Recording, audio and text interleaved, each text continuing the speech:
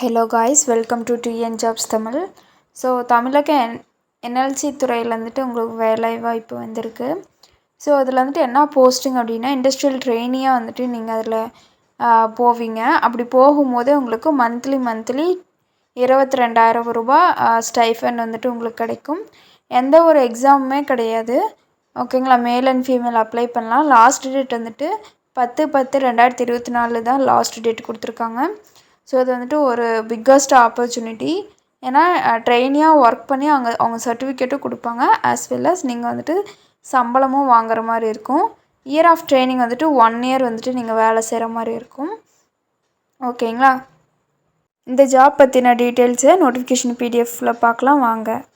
உங்களோட official நோட்டிஃபிகேஷனோட PDF உங்களுக்கு இந்த பிடிஎஃப் வேணும் அப்படின்னா நான் வந்துட்டு டிஸ்கிரிப்ஷன் அண்டு ஃபர்ஸ்ட் கமெண்ட்டில் நான் லிங்க்கு கொடுக்குறேன். வேணும்னா செக் பண்ணி போய் பார்த்துக்கோங்க. இதுதான் வந்துட்டு அவங்களுடைய என்எல்சி இந்தியா லிமிட்டடோடைய அட்வர்டைஸ்மெண்ட் பிடிஎஃப்.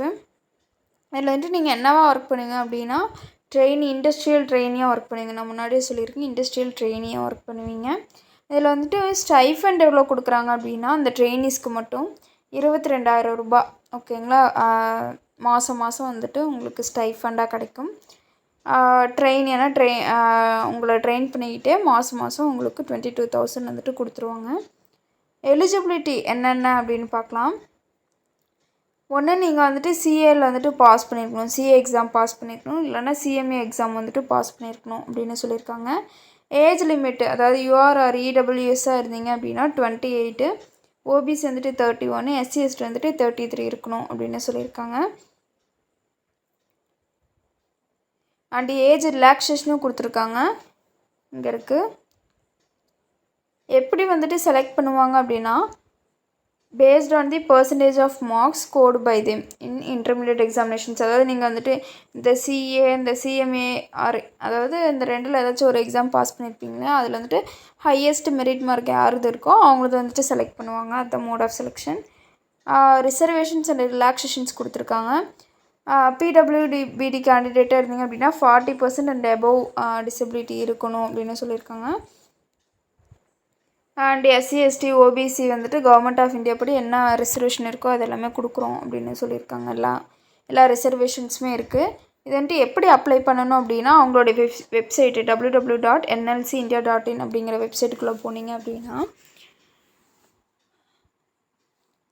அதாவது அதில் வந்துட்டு உங்களோட நேமு இதெல்லாமே கேட்கும். And following that passport size photo, கேண்டிடேட்ஸோட சிக்னேச்சர் அதெல்லாமே அதாவது dark blue or black ink, அதாவது இந்த இதுபடி நீங்கள் கொடுங்க. அப்போ தான் அப்ளிகேஷன் வந்துட்டு அக்செப்ட் பண்ணுவாங்க. And birth certificate, Aadhaar card, அப்புறம் ஹெச்எஸ்சி மார்க் ஷீட்டு, அப்புறமேட்டு நீங்கள் சிஏஆர் சிஎம்ஏ எக்ஸாம் எழுதிருப்பீங்களே அதனோட மார்க் ஷீட் வந்துட்டு கேட்டிருக்காங்க. தென் வந்துட்டு கம்யூனிட்டி சர்டிஃபிகேட். ஓகேங்களா? தென் பிடபிள்யூபிடி கேண்டிடேட்டாக இருந்தீங்க அப்படின்னா அவங்களுடைய டிசபிலிட்டி சர்டிஃபிகேட் கேட்டிருக்காங்க. தென் எக்ஸ் சர்வீஸ் மேனாக இருந்தீங்க அப்படின்னா அதனோட ப்ரூஃபு. ப்ராஜெக்ட் அஃபெக்டடு பர்சன் இருந்தீங்க அப்படின்னா அதனோட ப்ரூஃப் கேட்டிருக்காங்க.